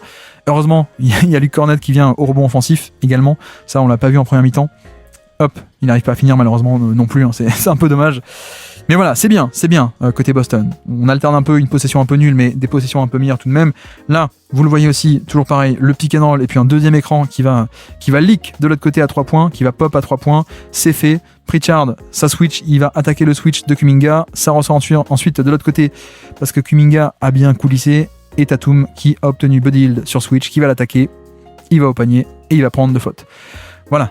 Là, c'est bien. On a un pull-up, pardon, on a une isolation, mais on n'a pas de pull-up, justement. Pardon, lapsus révélateur. On a un contre 1, mais on va l'attaquer. Sur drive, on va au panier, on met la pression au panier, on a des lancers francs, des tirs hyper rentables. C'est très très bien. Boston recolle à -4 une nouvelle fois. Sauf que Buddy Hield est sur le terrain. On est sur le Buddy Hield game, donc balle donnée côté aile gauche à notre ami Anderson, et puis coupe au panier et sortie d'écran, pin down. Et là encore, vous voyez aussi qu'est-ce qui se passe sur le cut. En fait, Kornet qui défend Kevon Looney va être aspiré vers le bas de la raquette pour protéger le cut au cas où il y a un tir au panier. Mais donc il est très bas. Et donc forcément, quand le shooter en sortie d'écran déboule, il est beaucoup trop bas pour pouvoir monter et contester le tir ou empêcher le tir. Bim bam boum badaboum. Donc voilà, c'est pas juste un pin down, c'est pas juste une sortie d'écran, c'est un peu la coordination de tout ça, le cut qui vient aspirer la défense vers le bas pour ensuite la punir vers le haut. Tout ceci est très bien dessiné. C'est parfait. Et puis on enchaîne Lindy Waters, balle à Kuminga, on renverse de l'autre côté. Buddy Hield, écran et sortie d'écran. Voilà, donc le fameux STS qu'on a vu tout à l'heure. Donc un rip screen ou down screen ou back screen pardon, hop de Kuminga qui va ici, donc Buddy Hield en poseur d'écran qui lui-même reçoit Screen the Screener qui reçoit un écran à son tour, sauf que la défense c'est pas mal, hein, vous avez vu, Pritchard reste très très bien accroché ici, donc pas d'espace contrairement à la première mi-temps, et donc Buddy Hield qui va essayer d'enchaîner isolation face à Sam Hauser. Est-ce qu'il va y arriver? Que va-t-il faire? Un pull-up sans doute pas un drive mais un pull-up, bim bam boum, non, pas badaboum, il est pas, le pull-up n'y est pas, ne rentre pas, donc là bonne séquence défensive, hein, pour le coup, le petit Peyton Pritchard qui reste bien accroché, et Tatum, ça crée du jeu mais ça manque de spacing. Autant il n'y a pas beaucoup de non-shooters hein, dans l'équipe de Boston, et pour le coup c'est pas de chance, et là il est tombé contre le seul non-shooter, il appelle, hein, il dit attends, il faut que quelqu'un coupe vers le corner là, et si quelqu'un peut bien aller dans le corner, le problème c'est que c'est Jordan Walsh qui y va, pour une fois il se fait pas enfermer sur pick and roll, l'écran est posé très tôt dans la possession, et surtout très haut, donc Kevon Looney est très très en bas, et il peut pas l'enfermer, c'est un peu dommage, il arrive tout de même, regardez, hop, ce que fait Looney, il va orienter main gauche, voilà, je step up sur la droite pour t'orienter main gauche, tout ceci est bien fait, et à la fin, le dézonage de Kyle Anderson pour empêcher un drive, parce que je suis sur un non-shooter, donc je peux me permettre. Donc voilà, la défense des Warriors qui arrive à peu près à bien absorber ce décalage, ça se finit en pull-up, mais voilà. Là, le pull-up en fin de possession, on est quand même moins, c'est quand même un peu mieux, quoi. On est moins sévère, moins critique de ça, parce que il faut bien prendre un tir, c'est la fin de possession, c'est pas comme si tu avais tenté d'attaquer de base sur un pull-up. Et en plus il le met parce que Tatum c'est quand même un excellentissime joueur de pull-up, donc tant mieux. Et puis là un petit système très sympa, pick and roll, c'est du tout droit, on est d'accord, c'est du tout droit, mais ça va finir au panier. Qualité athlétique de Kuminga qui va attaquer le drop défensif de notre ami Kornet qui ne peut pas aller aussi vite que Kuminga, donc un bon petit slashing ici pour Kuminga. Tatum toujours à la baguette, pick and roll cette fois, on retrouve le switch, Buddy Hield qui switch sur lui, regardez aussi, hein. Buddy Hield qui s'assoit comme on dit, il s'assoit sur sa main droite, donc qui laisse ouvert l'angle main gauche, va-t-il y aller? Non, il prend le pull-up. Vous voyez la différence quand même, la différence c'est que un pull-up de fin de possession, d'accord, un pull-up un peu de début de possession face à un mec qui est pas bon pour défendre le drive, c'est un peu dommage, et c'est aussi l'avantage d'orienter main faible, c'est que main faible, pourquoi on le fait? Parce que déjà les gens sont moins à l'aise pour driver jusqu'au panier, pour dribbler de leur main faible, mais aussi ils préfèrent même parfois ne pas driver et juste déclencher le pull-up. C'est aussi l'intérêt de ce côté orientation. Malheureusement pour Boston, un peu ce côté ronronnage là, depuis quelques possessions de fin de troisième quart-temps, on n'a pas des tonnes de tirs de qualité. Nouveau pick and roll avec un Spain, ou plutôt même une course croisée juste de Sam Hauser en plus du pick and roll, 2 sur le ballon. Kyle Anderson va suivre le shooter Sam Hauser, donc roll ouvert de la part de Kornet qui est un peu ouvert, extra passe quand Anderson redescend, extra passe, 3 points, catch and shoot, voilà, c'est parfait. Ça on aime bien, ça on aime beaucoup, l'exécution est parfaite, pression sur le ballon, on en tire profit, très bonne lecture en mouvement de la part de Kornet, le leak de la part du 3 points, du shooter à 3 points Sam Hauser, c'est parfait, et puis 11 secondes restantes, on refait le même Spain pick and roll, et cette fois c'est un step back à 3 points de Pritchard pour un deuxième 3 points, cette fois-ci en pull-up, mais 6 points consécutifs sur ce même Spain pick and roll, boum, c'est parfait.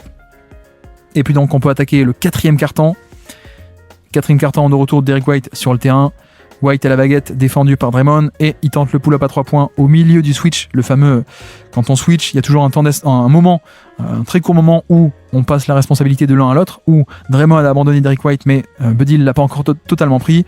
Pull-up à 3 points comme le contre-move du switch, pour le coup, ça me dérange pas, ça va, c'est quand même plutôt pas mal dans l'esprit, c'est le contre-move classique, donc ça passe encore. Et puis Payton Pritchard toujours sur le terrain, qui a fait des merveilles, fin de 3e quart-temps, nous sommes au début du 4e, il set up son défenseur et il reprend un pull-up.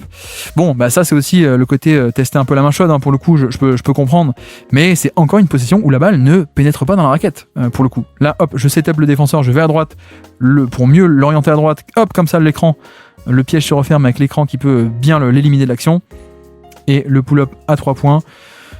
Ça fait aussi partie du profil, on va dire. C'est-à-dire que, bah voilà, autant Tatum, on peut exiger un peu plus de drive, autant sur un mec comme Pritchard, bon, bah finalement, il a pas cette capacité à driver, donc on peut être un peu plus clément, je pense, parce qu'il a pas le plan B, quoi. Il a pas la potentialité de faire un drive, mais la non-volonté de le faire. Donc voilà la différence aussi pour moi avec Tatum. Évidemment, là, on tente un exit screen. Donc, exit screen, c'est un écran pour un shooter qui sort dans le corner. Voilà. On tente ça passe par-dessus l'écran, ça tente de tricher, ça marche bien. Les deux vont sur Buddy Hield, sur le cut. Draymond ouvert, non. Les deux encore. La gravité de shooter là, de Buddy Hield, une fois, 2 fois, une deuxième fois d'affilée. Il a les deux défenseurs sur lui. Draymond prend le 3 points. Côté Boston, on est content. D'ailleurs, à quel point, regardez, on est content.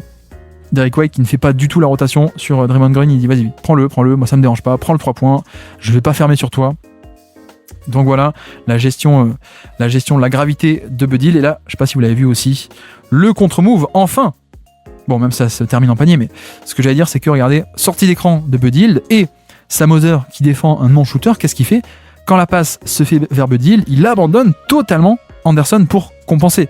Il y a un peu de stratégie pour défendre la sortie d'écran, c'est soit le big il monte, soit c'est le défenseur du passeur qui éventuellement peut s'interposer, c'est le cas. Voilà, quand on a un passeur qui est pas shooter, on peut se permettre ce genre de largesse, et en effet, bah ouais, on peut totalement le faire, mais très bonne lecture de Buddy Hield qui redonne immédiatement la balle, donc Anderson qui est libre, peut driver un peu, il va au panier, le rebond, tout ceci est parfait. Mais c'est vrai que c'est intéressant de voir ce genre d'attitude de la défense, parce que voilà, tu peux pas non plus laisser un 1 contre 1 de la sortie d'écran de Buddy Hield, et surtout quand tu défends Anderson, bah t'es même pas obligé de toujours rester accroché sur lui, donc éventuellement ça peut être une stratégie comme ça à refaire. Et puis là, le piège se referme cette fois défensivement sur Gary Payton qui n'a nulle part où aller, perte de balle, turnover.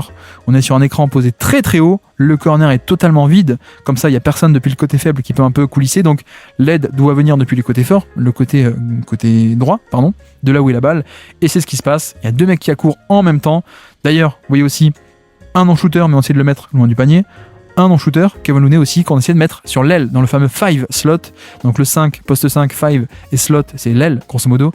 On tente d'éloigner du panier le protecteur de panier adverse. C'est un peu l'idée, même s'il n'a pas de shoot, on se met là au cas où, mais sauf que il se fait pas avoir Nemaskita, il redescend, perte de balle. Alors, nulle part où aller pour notre ami Gary Payton. Et puis on avance, 4e quart-temps, Boston qui mène de +4, 90-86, et là, excellent cut au panier de la part de Nemaskita justement. Alors stack action ici, stack c'est juste on démarre ici, hop, sortie d'écran pour ressortir sur l'aile. Voilà, stack action, classique à Boston. Poste d'écran ici pour Jrue Holiday, ça a switché, d'accord. Ensuite on enchaîne avec une autre sortie d'écran pour Pritchard. Là vous voyez que Anderson appelle le switch, donc il va prendre Pritchard, sauf que Payton reste accroché, et donc écran glissé de Kita qui est tout seul, qui va même finir au panier par-dessus Looney. Voilà, ça c'est aussi, on a vu avec les Warriors, mais Boston aussi, la menace des shooters en sortie d'écran, et de glisser l'écran derrière. Nemaskita qui finit au panier, Boston qui passe à +6 dans ce match avec 6 minutes restantes à l'horloge. De nouveau Payton Pritchard à la baguette, défendu par Gary Payton. Derrick White, le 3 points, et bingo. Et là, ça part aussi du fait que on met exprès un bon shooter sur l'aile, justement, pour avoir un stunt beater. Donc regardez, 1 contre 1, le stunt, le dézonage de la part de Wiggins qui va venir aider sur le drive, en tout cas très très légèrement, encore c'est même pas très franc, juste la passe de Pritchard, ça dégaine un tir difficile de Derrick White. Voilà, Boston, parfois la sélection de tir est pas très bonne, mais le shotmaking compense parfois, on va dire. Et donc là, il mène 95-88 désormais. Pick and roll, White et Tatum. Pourquoi? Pour tenter d'obtenir un switch et d'obtenir Curry sur Tatum. Voyons voir si cette fois ça marche. Ça bataille. Non, ça ne marche pas. Pas de switch. Et même à la fin, Stephen Curry qui se permet de faire avec la main par derrière là, hop, perte de balle. Donc c'est tout gagné pour les Warriors qui ne concèdent pas le switch et qui en plus même concèdent la perte de balle. Et c'est une possession à mon avis qui est clé dans ce match puisqu'on est à 95-88, 7 points d'écart. Et avec cette perte de balle, non seulement il n'y a pas de tir, mais en plus les Warriors vont aller scorer en transition derrière. Et donc on va repasser non pas à 88 mais 90-95. On recommence un peu à coller. Donc voilà, plus 5 pour Boston. Que vont-ils faire? On recommence la même opération. Tatum, Derrick White. Voyons voir si ça switch. Pour l'instant toujours pas, ça reste accroché. Donc potentiellement pick and pop de Tatum, mais c'est loupé. Mais dans l'idée, c'est la bonne chose à faire. Tu testes de voir si ça va switcher, ça ne switche pas. Et vu que ça ne switche pas, ça veut dire que tu auras un petit décalage. Voilà, 2 sur le ballon ici à ce moment-là. Tatum s'écarte vite. Tatum prend le catch and shoot en pick and pop. C'est pas mal. Alors est-ce que peut-être il aurait pu, vu que Wiggins c'est pas loin, est-ce qu'il aurait pu peut-être attaquer en dribble ce close-out? Peut-être, mais... Bon, c'est quand même... ça me bat, on va dire. Je sais pas quel est votre avis, vous, j'en sais rien, mais moi, je trouve ça assez cohérent. Pour le coup, c'est pas un pull-up, c'est un catch and shoot de pick and pop qui punit un certain type de couverture. Et puis là, donc le pick and pop est loupé. Et de l'autre côté, Curry, sortie d'écran. Derrick White a un peu de contrôle à cause de l'écran. Je sais pas si vous avez vu, mais il a failli tomber ici sur l'écran. Il fait faute. 3 points cruciaux sur lancer franc pour Stephen Curry, qui prend la faute, et donc on passe non pas à 90 mais 93, 95, à peine 2 points d'écart pour Boston. Il reste 5 minutes à jouer. Pick and roll de Tatum, cette fois on a switché, vous avez vu, et Jrue Holiday va essayer d'attaquer, il le fait, c'est parfait. Et là encore, on est sur la technique de tenter d'éloigner le plus possible du panier Draymond Green, le protecteur de panier adverse. Et là en plus, Draymond Green, erreur de se jeter sur un 3 points de Holiday. C'est un peu dommage parce que là encore, je pense qu'il vaut mieux rester sur les appuis et quitte à le laisser prendre le tir plutôt que lui concéder un drive au panier. Bon, ce qui est dommage aussi, c'est que Curry vient pas aider. Mais bon, c'est Curry. Donc c'est pas non plus si choquant que ça. Mais petite erreur de Draymond qui coûte 2 points à nos amis les Warriors. Donc voilà, on est à 97-96. Je crois qu'il y a eu un 3 points ou une transition que j'ai oublié de montrer, mais c'est pas très grave. La balle circule et 3 points encore une fois, catch and shoot de notre ami Jrue Holiday. Pick and roll de Tatum ici même. Voilà, on s'organise. Pick and roll ici. Prise à 2 agressive de la part de Golden State, ça on s'y attend. Pour une fois, enfin pas pour une fois, mais il arrive bien à libérer la balle. Tatum, j'oriente d'un côté, je recule pour attirer la prise de à moi. Comme ça, plus je recule, plus le rollman, le poseur d'écran est libre. Voilà, donc très bonne manipulation de défense. Je libère, et là, extra passe de Horford. Cette fois, le close-out est plus contrôlé. On te laisse prendre le tir à 3 points. C'est un peu mieux, c'est même beaucoup mieux de la part de Draymond Green pour le coup. Et puis là, toujours Tatum, Derrick White, toujours ça, c'est le même refrain. Boston est à -1 cette fois-ci. On obtient le switch avec Buddy Hield ici même. On va l'attaquer, fade away au post-up, et on le met. Donc là, pour le coup, par-dessus le plus petit Buddy Hield, on se rapproche pas mal du terrain, tête de raquette, le fade away. Ok, on n'a pas... Le spacing n'est pas forcément top. Est-ce qu'il aurait pu insister? Peut-être, mais 2 points dans la besace pour Boston. Et puis ici, de l'autre côté, les Warriors, sortie d'écran pour Buddy Hield qui ne marche pas. Et Stephen Curry. Aïe, ça fait mal pour une défense. On est qui est à +1, il reste 3 minutes et quelques à jouer. Et là, regardez ce qui se passe. En fait, c'est Jrue Holiday qui veut essayer de tricher. Il veut tricher, il passe sous l'écran il veut passer sous l'écran par rapport à Wiggins. Là, il veut passer sous l'écran pour arriver mieux en position. Sauf que backdoor de Curry qui le punit.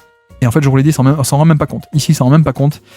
Panier facile pour Curry, celle-là elle fait mal pour le coup pour une défense de petites imprécisions, petites erreurs de fin de match malheureusement. Donc Golden State qui repasse à +1 dans ce match, le pick and roll, pas de switch, donc décalage, 3 points. Et c'est loupé, mais c'est dommage parce que c'était parfait ici, c'est-à-dire que pick and roll, White, Tatum, pas de switch, ça veut dire que le poseur d'écran va être libre, 2 sur le ballon en sortie de l'écran. Il relâche bien devant Buddy Hield là. Peut-être même il se cède un peu du bras, mais je sais pas. En tout cas, il roule au panier tout seul. Extra passe. Draymond Green qui abandonne à Horford pour aider au panier. C'est la priorité. Bon, c'est la bonne chose à faire pour Golden State et pour Draymond. Pour le coup, c'est la très bonne chose à faire. Et c'est juste que Boston a un très bon tir, mais qu'il ne le met pas. Mais dans l'idée, je veux dire, c'est pas une erreur de Draymond. Quand il faut choisir, il faut quand même choisir de défendre le plus dangereux. Et bien le plus dangereux, c'était quand même le drive de Tatum.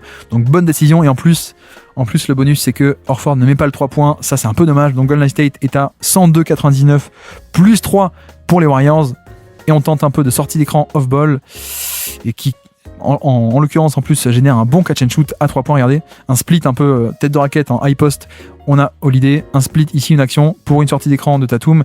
Et juste après, le poseur d'écran s'écarte vite pour le pick and pop. C'est parfait, catch and shoot. Pas dans un fauteuil, mais assez agréable tout de même, assez ouvert. mais c'est manqué. Donc là, on a un manque de shotmaking pur. Vraiment, la création de tir en soi est pas mal, même pas mal du tout. C'est juste, entre guillemets, juste qu'on met pas les tirs.